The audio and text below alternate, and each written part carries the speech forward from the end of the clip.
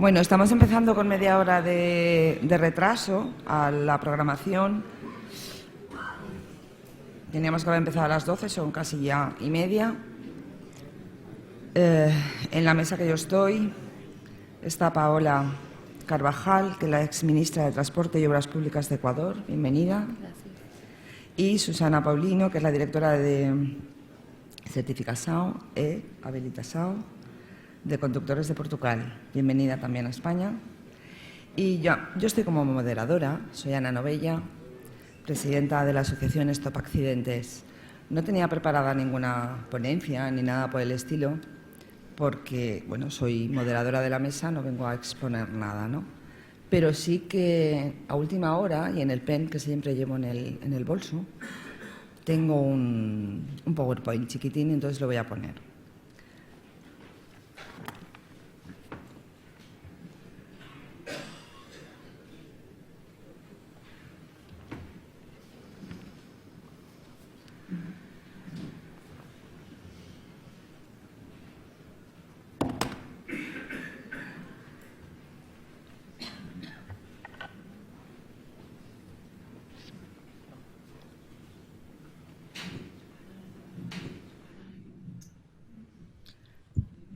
Si yo pongo esto en una charla cualquiera,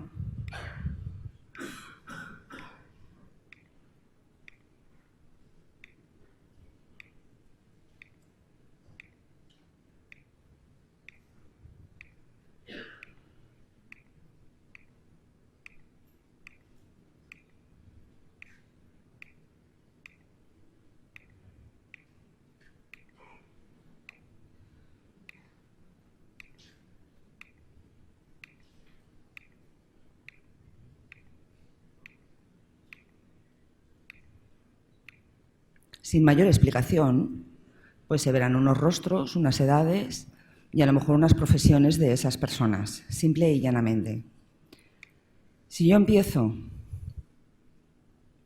ahora y doy y explico quién es Jordi, quién era Jordi, que tenía 35 años cuando lo mataron, entonces la cosa cambia.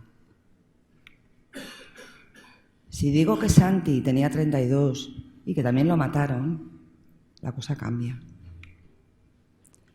Si digo que José Manuel tenía 23 años y por no respetar un stop un camión que iba a excesiva velocidad, lo mataron, la cosa cambia. Si cuando estoy hablando digo que este es mi hijo, Pablo, de 4 años, y que lo mataron, la cosa cambia. Y seguimos con todos los demás. Esas son las caras de los números que estamos habituados a oír. 1.806 el año 2018. Y ya no hablamos de los grandes lesionados, que estaban rondando los 8.000, si no me equivoco. Con lo cual, deciros a todos que estamos, por supuestísimo, con vosotros, con la necesidad y obligatoriedad de esa presencia en las aulas de los alumnos, la empatía, el dolor, el sentimiento, todo eso no se puede transmitir a la persona que tienes al otro lado de una cámara o de un vídeo o de cualquier medio digital que hay hoy en día. Y esos valores no los puedes traspasar ni transmitir a los que estás hablando por medio de una cámara. Es inviable. Por esa regla de 3, que los niños no vayan al cole. Desde casa podrían hacer todas las tareas, podrían atenderlo todo y podrían seguir su currículo escolar normal sin tener que moverse de su casa y sería más cómodo para los papás y para todo el mundo. Pero no, porque el civismo, el respeto, todos esos valores los adquirimos, y la concienciación, los adquirimos ahí en las aulas, desde pequeñitos y luego desde adultos. Tenemos también un problema de nombre, ¿no? Nosotros empezamos los primeros, Stop Accidentes. Queremos cambiar el nombre de nuestra asociación, lo tenemos complicado. ¿Por qué? Porque yo creo que la gente se escuda mucho con la palabra accidente. Un accidente es algo casual y fortuito, y el 90% de las muertes y los grandes lesionados que ocurren en nuestro país no son ni casuales ni fortuitos. Es por una imprudencia generada por alguien al volante. Con lo cual, estamos hablando de siniestros viales, siniestros de tráfico, etc. Entonces, ahí hay un problema. Vosotros, autoescuela, lo mismo, ya lo comentaba antes el presidente Báez. También hay un problema. Tendría que ser centro de formación, porque estáis formando futuros conductores de autos y de motos, no solo autos. Con lo cual, también tenéis ahí, tenemos un debe, ¿no?, que tenemos que aplicarnos mutuamente. La comisión, no sé en qué se ha basado, sinceramente, para dar ese no a esa obligación de la presencial. No lo entiendo. El otro día en Facebook vi que el titular era «Varapalo para la DGT» por la no presencia, obligatoriedad en las aulas de los alumnos, ¿no?, cuando se van a sacar el permiso de conducir. Contesté diciendo varapalo para la sociedad, porque esos alumnos, desde su casa, ¿qué les transmites tú en una pantalla? No les transmites absolutamente nada. El varapalo es para todos y para las víctimas todavía más, que estamos haciendo un sobreesfuerzo, intentando ayudar a los que han cometido infracciones y están recuperando esos puntos. Hacemos ese sobreesfuerzo de contarles nuestra historia personal y encima ahora va y nos dice esta comisión que no, que si pones un vídeo te va a servir lo mismo. Os digo ya que no. Con lo cual, estamos con vosotros. Tenéis que buscar calidad, aunaros mucho entre vosotros, no hacer una guerra de precios, por favor. Tenemos que conseguir concienciar a la sociedad de que gastarse una media de unos 1.200 euros por sacarse un permiso de conducir es nada, porque es para toda la vida y te va la vida en ello. Entonces tú llevas a tu niño al mejor colegio y te da igual gastarte lo que te tengas que gastar. Si lo mandas a aprender otro idioma, lo llevarás al mejor hotel, a la mejor casa, con el mejor avión y te gastarás seguramente muchísimo más que ese dinero. Entonces, esa lucha de precios tenéis que estabilizarla entre vosotros en vuestro sector. Siempre habrá alguno que se salga del tiesto, pero con la calidad se conseguirá. Porque es lo que tenemos que ir buscando, esa calidad entre todos. Entonces, bueno, repetir eso, que nos tenéis de vuestro lado, lucharemos y lo conseguiremos entre todos, ¿vale? Muchas gracias, porque ahora ya...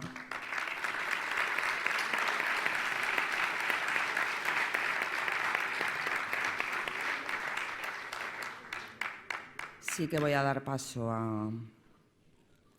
Primero era Paola. Paola, cuando quieras. Antes que nada, realmente agradecerles a José Miguel, José Manuel, realmente por esta invitación. Yo encantada de venir y yo siempre digo que donde me dé un espacio para hablar y contarles un poco mi experiencia, yo encantada voy a ir. Para mí es fundamental repetir e insistir en los temas que para nosotros son importantes. Entonces yo les voy a contar algo bastante rápido y les voy a contar desde mi historia. Yo he tenido la suerte de no vivir realmente a alguien cercano que ha tenido un evento, un accidente o algo, pero he estado comprometida en el tema de transporte casi 20 años. Y voy a empezar a dejar de decir que son 20 años, porque me van a sacar la edad y ya eso no me gusta mucho. Pero les voy a contar un poco qué ha pasado. Primero yo les voy a contar qué es mi país, Ecuador, cómo es la estructura del Estado, porque esto es importante. Y básicamente nosotros tenemos 5 poderes del Estado. La función legislativa o la asamblea, la función ejecutiva, que es donde está el presidente y todos los ministerios, la función electoral, que pues funciona cada 4 años, y la función judicial, que es el Consejo de la Judicatura. Y por último, un quinto poder que apareció en la última Constitución del 2008, que es la función del control de transparencia y participación ciudadana, que es la llamada control social. Esta es nueva para nosotros, tenemos menos de 10 años que existe, pero es la que busca empoderar al ciudadano para que realmente pueda incidir en la ejecución y el control de la política pública. Y en este esquema de mi país, obviamente está nuestra Ley de Transporte, Tránsito y Seguridad Vial, que se hizo en el 2008 con modificaciones 2011 y 2014. Luego tenemos, bueno, el Ministerio de Transporte y Obras Públicas, que es el encargado de la generación de la política pública y la norma técnica, y con esto me refiero a toda la parte de diseño geométrico de la infraestructura, que aquí es una patita floja que nosotros tenemos porque la última norma viene del 2003. Entonces, realmente nosotros tenemos mucho que trabajar en temas de infraestructura para actualizar, sin perjuicio de que se trabajó una en el periodo en que yo trabajé, 2011-2014. Bueno, yo les contaba, yo fui directora de la Agencia de Tránsito y luego fui ministra. Trabajamos en actualizar la norma, pero por temas burocráticos, tristemente no se actualizó. Entonces, seguimos con una norma de infraestructura desde el 2003, que obviamente no acompaña con los nuevos requerimientos técnicos que se necesita. Luego existe la Agencia Nacional de Tránsito, que sería la DGT acá, que es la responsable del control de la red vial estatal, de la regulación y de las normas complementarias a los operadores de transporte y con esto también a las escuelas de formación. Y aquí me he robado el logo de Conduespol, que si no la mejor, podría decir de las mejores escuelas de formación de mi país, que está asociada a la Escuela Politécnica del Litoral, que es una de las que está rankeada en el top 10 de mi país, que es una universidad con componente estatal y en la cual también yo doy clases, entonces hay que promocionar. Y por último están los gobiernos autónomos descentralizados en la parte de abajo, que son los municipios. Ellos también captaron la competencia de transporte y tránsito hace 5 años, hace nada. Y tristemente no hemos tenido la formación adecuada para que el personal que tiene que decidir en los municipios esté capacitado para enfrentar este reto. Entonces, básicamente, este es nuestro país. ¿Y nosotros cómo obtenemos licencia? Lo primero, obviamente, es el deseo, el querer sacar una licencia de conducir. Y nosotros tenemos esas características de licencia según el tipo de vehículo, que tiene mucha relación con la Carta de Licencias Iberoamericana, toda la categoría, y uno puede ir a una escuela no profesional o a una escuela profesional. Si ven, yo he diferenciado en colores, la no profesional está en rojo y la negra en la escuela profesional. Y aquí hay un tema importantísimo, porque en la última ley recién se autorizó a los institutos técnicos y a las universidades a dar esta formación, porque antes eran solo los sindicatos de choferes profesionales. Yo no estoy segura que aquí existan, pero el sindicato de chofer profesional podía existir en el cantón Sic-Sic, tenemos un cantón que se llama así, y resulta pues que absolutamente nadie lo controlaba porque tenían un poder político gigantesco. Y en la última década se pudo tomar parte de esa educación y realmente ya se la pasó a las universidades y tecnológicos que realmente pues tienen una estructura de formación mucho más formal. Y luego tenemos también una obligatoriedad de tener, según el tipo de licencia, cierta cantidad de horas de formación. Para una licencia profesional tipo C1, que es para taxis o transporte escolar, tenemos que cumplir 6 meses y 480 horas entre teórico y práctico, y para una licencia de categoría E, que es la que puede manejar trailers, tendrían que ser 9 meses y 720 horas de formación. Como ustedes pueden ver, uno podría decir, lo hemos hecho o hemos tenido un cambio importante y hay una educación formal. La gran pregunta, bueno, esta es la licencia, es mi licencia de hecho, este es el modelo de nuestra licencia, que nuestro modelo de licencia la tomamos de España, por puntos. Nosotros damos 30 puntos, y de hecho uno lo puede revisar en el sistema de la Agencia Nacional de Tránsito, que es completamente, digamos, transparente en ver la cantidad de puntos. Yo tengo 26. Y aquí tenemos también otro problema. Nosotros tenemos 30 puntos que se otorgan la primera vez, pero para poder recuperar tienen que haberlos perdido todos. Y es un conflicto complicado que tenemos porque la gente que vive de su licencia de conducir no puede esperar a no poder trabajar para poder ir a recuperar los puntos. Y esta es una de las reformas que se está tratando ahora en la Asamblea por la ley. Ahora, como les decía, en papel o en la presentación de PowerPoint se ve bastante bien. Tenemos una educación formal, obligatoria, luego hay que rendir un examen, pero ¿qué pasa con los accidentes? ¿Por qué realmente no logramos revertir de forma importante la cantidad de muertos y de accidentes o de siniestros más que accidentes? Estos son periódicos de hace menos de un mes, noticias, y esto pasa literalmente todos los días. Entonces, un poco la pregunta es si hemos avanzado tanto en la estructura normativa, porque le digo, nuestra ley no es perfecta, pero no es mala, ¿por qué realmente no hemos podido reducir esta cantidad de eventos? Y un poco de indicadores. Aquí ustedes pueden ver que nosotros tenemos definido como esta impericia o distracción al momento de conducir como la principal razón. Hay una pequeña comparación con nuestros países vecinos, Perú y Colombia. Esto lo emite el INE, que es el Instituto Nacional Ecuatoriano de Estadísticas y Censos Ecuatoriano, y son importantísimas. Y esta todavía es más grave. Si se dan cuenta, nosotros tenemos más de 2.000 muertos por año en nuestras carreteras y somos solo 17 millones de personas. Entonces es un impacto gigantesco. Y aquí hay un tema todavía más complicado, que es que nosotros no tenemos información 100% confiable, y lo digo yo que estuve casa adentro y peleamos mucho por transparentar esta información. De hecho, si se dan cuenta, en el 2014-15 hay un pico, pero porque fuimos muy exigentes con los organismos de control que registren todo lo que pasaba en la carretera. ¿Por qué? Porque nosotros todavía tampoco registramos fallecidos después de 30 días y solo lo tomamos en sitio. Entonces, inclusive estos más de 2.000 personas que fallecen en accidentes podría ser bastante mayor. Un poco les comentaba, mi experiencia fue en la ley, porque yo estuve como asesor y como consultor cuando se formó la ley desde el 2008 y las reformas 2011-2014. Luego fui directora de la Agencia Nacional de Tránsito, como les decía, es la DGT acá, y luego estuve como ministra de Transporte y Obras Públicas, pasé de la agencia al ministerio. Y con toda esta experiencia y conociendo desde casa adentro, realmente nosotros nos enfocábamos en la parte macro. Hicimos un plan de movilidad estratégico al 2035, definimos cuál tenía que ser la red vial de infraestructura, obviamente apostamos para la educación, sacarla de sindicatos, llevarla a las universidades, llevarlas a institutos tecnológicos, pero tal vez nos olvidamos del micro, de ver exactamente qué es lo que estaba pasando en cada una de las aulas en que se estaba educando. Y como yo creo, o mi estilo de aprendizaje, que es un poco lo que les quiero comentar, es vivir las cosas, yo decidí irme a una escuela profesional de conducir y matricularme, que es una cosa tal vez de mucha humildad y que se las recomiendo a todos, porque después de, digamos, haber tenido un puesto tan alto en un gobierno, que para mí nada más fue un trabajo realmente, yo me siento con chicos de muy escasos recursos, porque tristemente la profesión de conductor profesional en nuestro país está muy enfocada a gente de muy bajos recursos, que muchos son guardias en las noches, por ejemplo, y van a estudiar durante el día.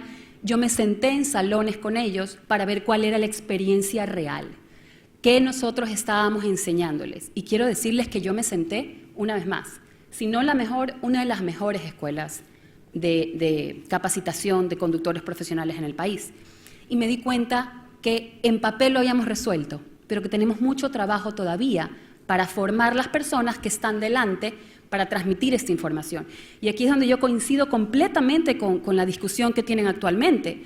La formación tiene que ser presencial, tiene que ser presencial. Y tiene que ser presencial por los diferentes estilos de aprendizaje que tenemos, que también lo comentó uno de los presentadores, uno de los oradores que estuvieron aquí antes. Esta es la escuela donde fui, esta es mi instructora de horas prácticas, buenísima, por cierto, una excelente instructora que aparte aprendí un montón. Yo me jacto de tener, no sé, pues, muchos años conduciendo y muchos kilómetros, porque incluso cuando fui ministra no me gustaba que me llevaran en un vehículo del Estado y prefería manejar el mío, porque yo en mi locura sabía que yo podía verificar cómo estaba la infraestructura. Yo soy ingeniero civil, ingeniero de caminos. Entonces yo podía analizar el camino tomando el volante, digamos. Pero incluso aquí, con toda esta experiencia de manejo y teórico y de capacitación formal, yo aprendí un montón. Por lo menos con esta instructora para mí fue maravillosa. Entonces, ¿por qué regresar a clases? Que tal vez muchos de nosotros no lo hemos hecho. ¿Por qué no sentarnos del otro lado de lo que nosotros nos pasamos diciendo que tenemos que ser? ¿Por qué no vivirlo del otro lado? ¿Cuántos de nosotros estamos dispuestos a regresar a los salones para vivir esta experiencia y este proceso y ser autocríticos realmente? Y sentarnos y ver si es que la persona que está al frente nos puede transmitir o no. ¿Cuántos estamos dejando que la presión política incremente riesgos? Hoy, por ejemplo, en Ecuador, nosotros estamos frente a una nueva versión del reglamento de formación de escuelas de conducir, que solo lo emite la Agencia Nacional de Tránsito, no es ley, pero en el cual los sindicatos de choferes profesionales otra vez están incidiendo. Otra vez están queriendo reducir la cantidad de horas o reducir los requisitos para los formadores de estas personas en los salones. La falta acaso de la actuación de la sociedad civil genera más riesgos a futuro, y aquí también es un llamado porque todos como ciudadanos de donde estemos tenemos que aportar. Dicen que el quedarse callado realmente no es de valientes, o sea, tenemos que ser estas personas valientes que pueden incidir en el mundo y cambiar, porque al final, ¿quién va a pagar la factura por los errores u omisiones que nosotros tengamos hoy? Y un poco es mi motivación, si yo no digo algo, al final yo voy a ser corresponsable por omisión. 5 minutos, Paola. Sí, y rapidísimo. Oh, no fui tan rápida, ¿eh? Pero creo que esto es lo fundamental que les quiero comentar. Los estilos de aprendizaje. Como les digo, para mí mi forma de aprender es ir a clases y vivirlo. Hay una institución que se llama IACET, que es de Estados Unidos, en la cual me imagino que en Europa hay similares, pero nosotros tenemos más cercanías, digamos, con Estados Unidos. En Estados Unidos preparan a la formación de formadores. Y claramente lo que nos enseñan es que hay estilos de aprendizaje, y esos estilos de aprendizaje tenemos que incorporarlos en las aulas. Podemos tener personas que son lógicas y matemáticas, que los números lo van a convencer, porque hay un tema fundamental. A los adultos ya no se los educa, a ninguno de ustedes los pueden educar, los tienen que convencer. A los adultos se nos convence. Y cuando nosotros convencemos, cuando damos o cuando utilizamos el estilo de aprendizaje adecuado. Hay gente que es lógica, hay gente que es matemática, necesita números. Hay gente que es auditivo, tiene que escuchar a un profesor para poder realmente aprender. Hay gente que es kinestésico, entonces aquí las emociones es el mecanismo de aprender.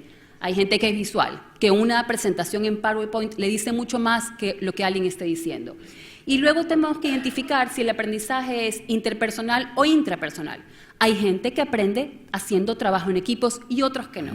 Y como al final es muy difícil hacer una preparación para cada persona, lo que tenemos que asegurarnos es que todos estos estilos estén dentro de lo que nosotros vamos a dar en las aulas de clase. Esto es fundamental. Hay algunas teorías, y aquí es donde la formación de formadores realmente tiene el peso.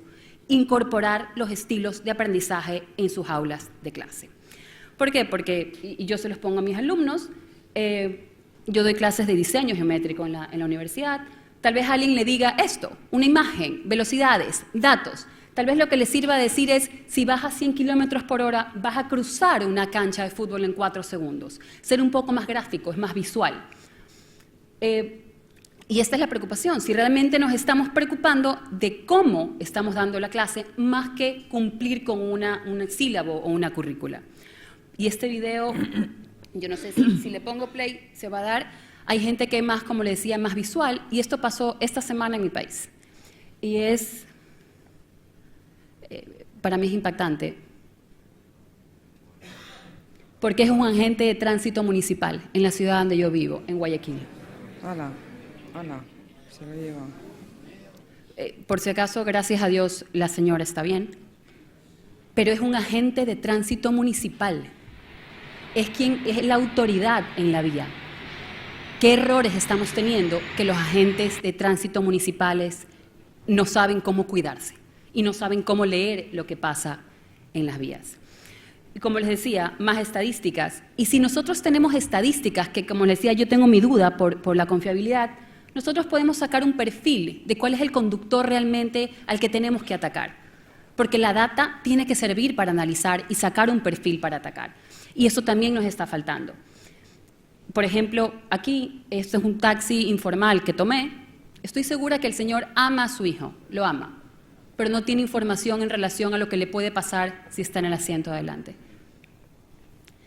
Y aquí una foto un poco graciosa, porque este es un carro real, pero es muy probable que estemos haciendo algo mal, que el mismo sistema no los quiere informar. Esta es una placa real de mi país, de la provincia de Manabí, que sí, la leí y creo que fue un mensaje subliminal. Entonces, en conclusión, educar o entrenar o formar, la educación formal va hacia otro objetivo. Nosotros tenemos que enfocarnos en la capacitación, el reentrenamiento, en el convencimiento a los adultos, porque es ahí donde nosotros podemos moderar o cambiar los hábitos. Y como conclusiones, por un poco el tiempo, 1, replantear el contenido de la malla. Así como nosotros tenemos una carta iberoamericana de licencias, ¿por qué no incorporar en esta carta, decir una malla mínima que todos tengamos que cumplir? para que si realmente tengo una licencia tipo B en Ecuador, pues sea lo mismo, o por lo menos en España se aseguren que aprendí algo similar. Lo segundo, que todos los estilos de aprendizaje estén incorporados en la malla y estén incorporados en la formación de formadores. Y lo tercero, impulsar a las asociaciones civiles. Como les decía, yo estuve por aquí y hoy he decidido que mis esfuerzos van a estar por allá, en la participación ciudadana.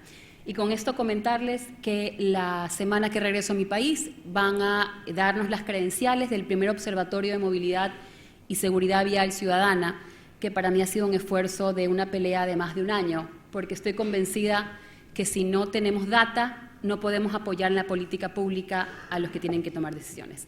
Con esto, muchísimas gracias.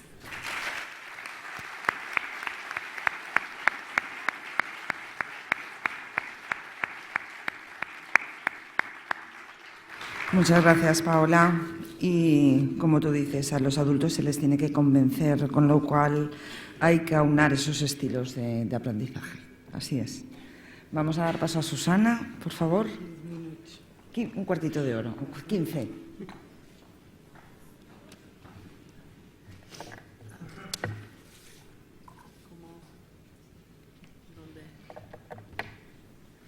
Uy, enquanto procura.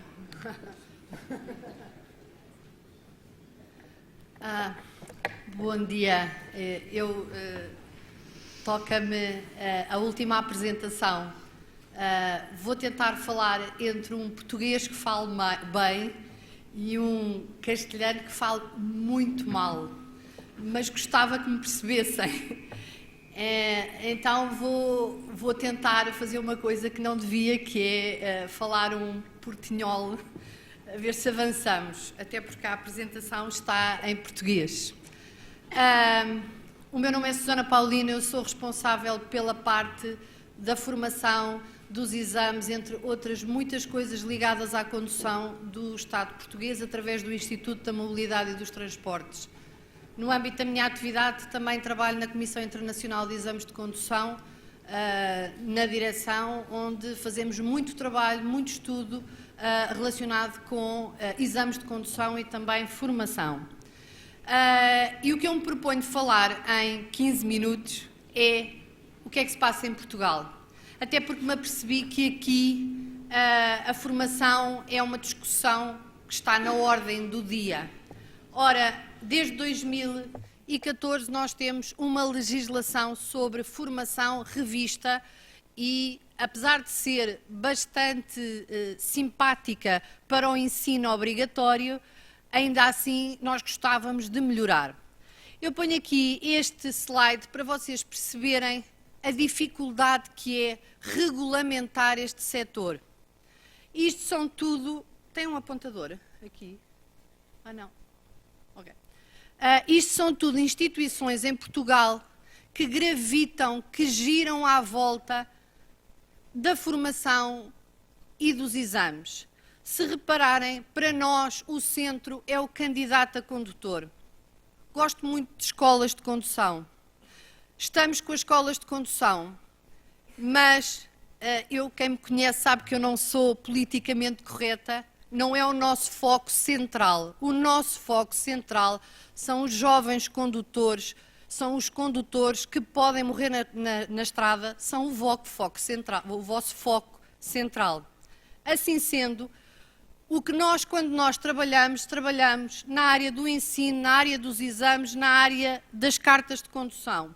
E se repararem do lado esquerdo, são todas as entidades portuguesas que produzem normas ou que trabalham normas para além do poder político. Não deve ser muito diferente de Espanha, porque uma escola de condução paga impostos, tem que tratar do fisco. Está na segurança social para os trabalhadores, é uma preocupação, porque a escola de condução é um negócio e nós temos que acarinhar esse negócio.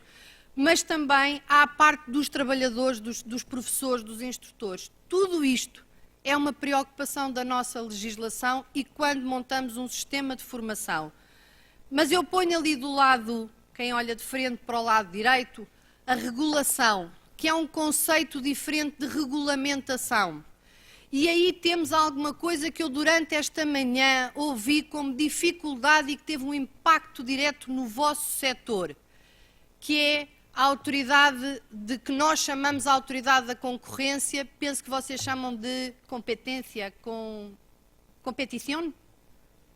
competência, que regula preços e que regula a possibilidade de concorrência nos vários mercados.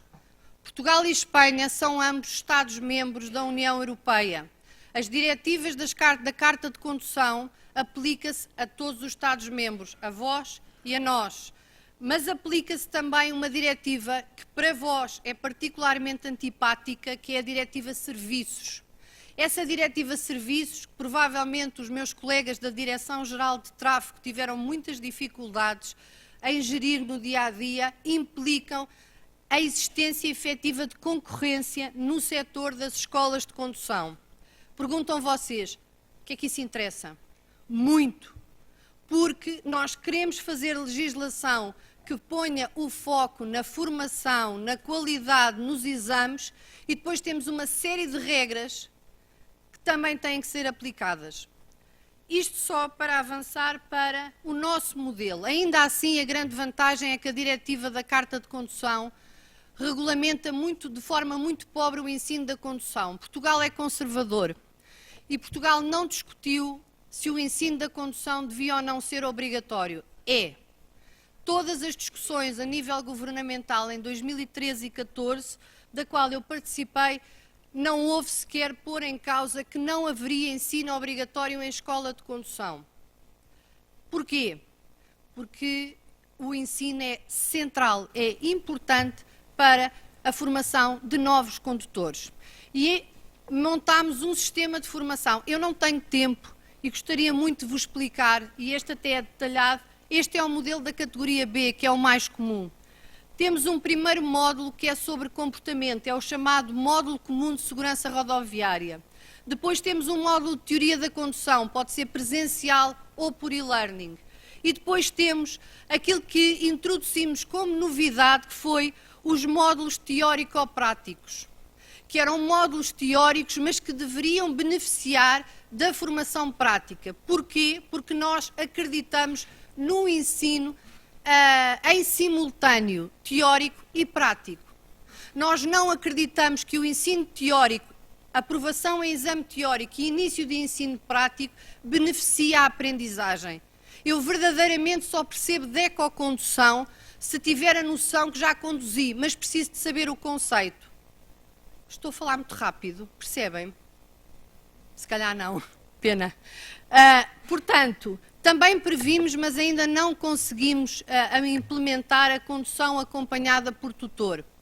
Ainda assim, o que é que nós pretendemos com este modelo? Módulo comum teórico-prático, muito rapidamente, 7 horas em escola de condução, sequencial, presencial, não negociável. Aí, os objetivos é o desenvolvimento de competências e atitudes seguras. A duração é 7 horas e os conteúdos são o perfil do condutor, o comportamento cívico, a condução, essencialmente condução defensiva, e a mobilidade sustentável. Nós não queremos que o automóvel seja a primeira opção dos nossos jovens. Queremos que eles saibam conduzir, mas queremos que eles também percebam que o automóvel tem uma pegada, implicações a nível ambiental. Por isso decidimos introduzir este conteúdo da mobilidade sustentável nas escolas de condução. E assim, não vou-me detalhar porque não tenho tempo, estes são os conteúdos do tal módulo que os senhores várias vezes falaram durante a manhã. Isto está em vigor no meu país desde 2014. A seguir, a teoria da condução, regras e sinais. Não vamos desvalorizar as regras e sinais. As regras e sinais são cruciais no ensino da condução. E, portanto, nós podemos discutir horas sobre comportamentos seguros. O que é certo é que se nós não ensinarmos que num stop é para parar, vai haver o acidente. Portanto, centrar também, reforçar a teoria da condução. No entanto, perceber que este módulo pode ser feito ou presencial ou por e-learning, e cada escola, cada aluno decide. que tal pensar que os próprios alunos e principalmente as próprias escolas podem decidir o que devem fazer na vida, o que devem fazer com a aprendizagem? E depois sim os módulos complementares teórico-práticos, que são a percepção do risco 1 e 2, ou seja, trabalhar antecipação, previsão, análise de índices críticos ou não, para podermos então trabalhar nos nossos alunos esta parte. Distração, importantíssima nos jovens condutores e ecocondução. Aqui sim é obrigatória a frequência em escola de condução e após terem experiência de aulas práticas em escola de condução também. Finalmente, a parte prática, e a parte prática tem uma novidade muito perturbadora para as escolas de condução portuguesas. Nós deixámos as horas, as lições, para passar a introduzir o conceito horas e quilómetros percorridos. Ou seja, para a categoria B, cada candidato deve, em escola de condução, no mínimo, fazer 32 horas e 500 quilómetros. Como é que nós verificamos? Também podem, isto ainda não teve um impacto, esperamos desenvolver algumas ações para incentivar o tutor, ainda que no caso do tutor é uma figura que não isenta ensino da condução. É um mais, não é um menos. O que é que nós fizemos relativamente às horas e quilómetros? Adotámos um sistema de monitorização do ensino prático, em que certificámos vários aparelhos de monitorização. Aliás, a Associação de Escolas de Condução Portuguesas até certificou um dos aparelhos que é o mais usado, que é o da direita, mas outros, nós nesse aspecto certificamos todos, em que cada aluno deve registar num aparelho, no veículo, o número de horas e a distância percorrida. Perguntam vocês, e não enganam? Se calhar enganam, mas a nossa fiscalização vai aos tablets, tem que descarregar para uma aplicação e nós mudamos o paradigma, ou pretendemos cada vez mais mudar o paradigma da fiscalização. Eu não me interessa saber que a escola diz que dá o ensino. Não me interessa saber se o aluno diz que dá o ensino. Não quero saber se mentem ou não. Eu quero evidências de que foi dado. E nós temos a vantagem da tecnologia para isso. Finalmente, relativamente aos exames de condução, e acho que já estou... Não, ainda tenho. Seguimos a diretiva, não faz muita diferença, prova teórica categoria B, 30 perguntas, têm que acertar no mínimo em 27, prova prática 40 minutos em circulação, não temos prova em parque de manobras. As nossas taxas de aprovação, na categoria B fizemos em 2018 158 mil provas marcadas, efetivamente realizadas 153.024, eu considero provas realizadas aquelas que no final tiveram um resultado de aprovado ou reprovado. Faltas, suspensões não entram para a taxa de aprovação. E nós vemos que tivemos uma taxa de aprovação de 69% a nível nacional, quase de 70% na categoria B. A taxa de aprovação com todas as categorias sobe um pouco, porque nós sabemos que as taxas de aprovação dos veículos pesados normalmente são sempre mais elevadas. Para a prática, isto no teórico, na prática temos também uma taxa de aprovação que ronda os 66%. Divulgámos já este ano e temos no nosso site do IMT publicadas todas as taxas de aprovação desde o ano de, pelo menos agora atualmente no novo modelo 2015, 2016, 2017 e 2018. Está aqui o link, é um site público. Qual é a informação que nós divulgamos? Taxas de aprovação por centro de exame, por escola de condução, por distrito, por idade, por género. Porquê é que o fazemos? Porque somos Estado e a nossa obrigação para o candidato a condutor é divulgar informação que não seja contestável. Cabe ao candidato a condutor depois escolher que escola de condução quer, o que é que mais lhe interessa. Da nossa parte, a informação que tivemos, divulgamos. Projeto em desenvolvimento, este sim que vai ser a nossa grande ideal, o nosso grande trabalho para 2020 é o sistema de monitorização dos exames de condução. Nesse sistema pretendemos que o examinador, quando chega ao veículo, já tenha a prova que lhe é distribuída automaticamente num tablet. O relatório de exame é preenchido no tablet e exportado automaticamente para o IMT, para a escola de condução e para o centro de exames e para o candidato a condutor. E, idealmente, além do tempo e da distância, pretendemos que haja alguns eventos no veículo que sejam suscetíveis de ser registados. Lamentavelmente ou não, e agora é uma questão de posicionamento ideológico, nós não vamos poder filmar provas. A nossa lei de proteção de dados não permite, tenho muitas dúvidas que qualquer país da União Europeia, eu conheço a Estónia como um país que filma, e filma para a frente, sem olhar para os candidatos. Tudo o que é filmagens, quer das provas teóricas ou práticas, ergue sempre um muro à nossa frente de impossibilidade legal. Ainda assim, queremos relatórios de provas, queremos que os alunos conheçam o que é que lhes aconteceu. 2 minutos, estou a acabar. Quanto aos centros de exame, nós em Portugal temos um sistema misto, não o adoramos, mas é o que é. Temos 18 centros de exame por distrito, mais 2, um em Lisboa e outro no Norte, e temos 13 centros de exame privados. Estes centros de exame, o que vos posso dizer, esta legislação existe há muito tempo, desde 1995.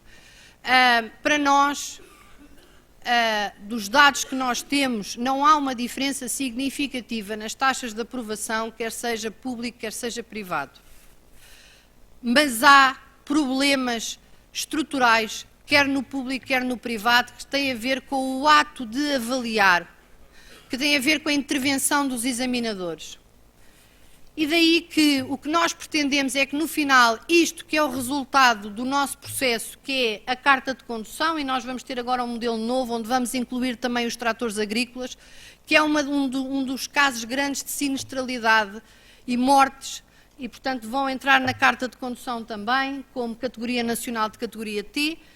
O que nós pretendemos é que a nossa carta de condução, que pretendemos que seja segura, reflita também uma formação e uma avaliação segura. Só para concluir, em 30 segundos, o modelo é bonito, mas só funciona se as escolas de condução o aplicarem. A nossa experiência de 4, 5 anos de aplicação do modelo, e lamentavelmente tenho que o dizer, é de grande resistência das escolas de condução em algumas coisas que deviam ser de valoração. Se nós, enquanto Estado, prevemos aulas mínimas, se prevemos esta quantidade de aulas mínimas, é muito difícil depois para o Estado e é muito difícil depois de defender, junto das instâncias políticas, o incumprimento desses mesmos mínimos. Ainda bem que, pelo menos, os dirigentes das escolas de condução estão connosco e têm desenvolvido ações intensas em prol das aulas mínimas, do cumprimento da formação e, no fundo, da segurança rodoviária. Agradeço, peço desculpa de ser em português. Muito obrigada.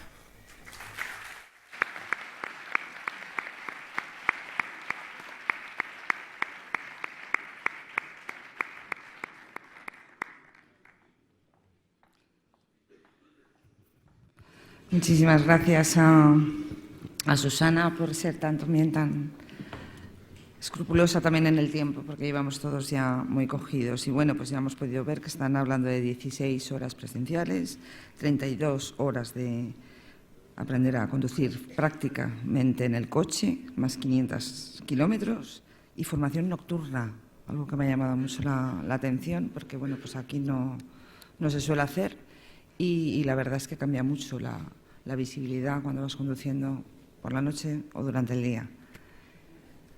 Damos paso a la siguiente mesa. Agradecer muchísimo a la CENAE, José Miguel, y también a José Manuel. Y lo dicho, pasamos a la mesa siguiente, que creo que ya es la clausura, si no recuerdo mal. Gracias.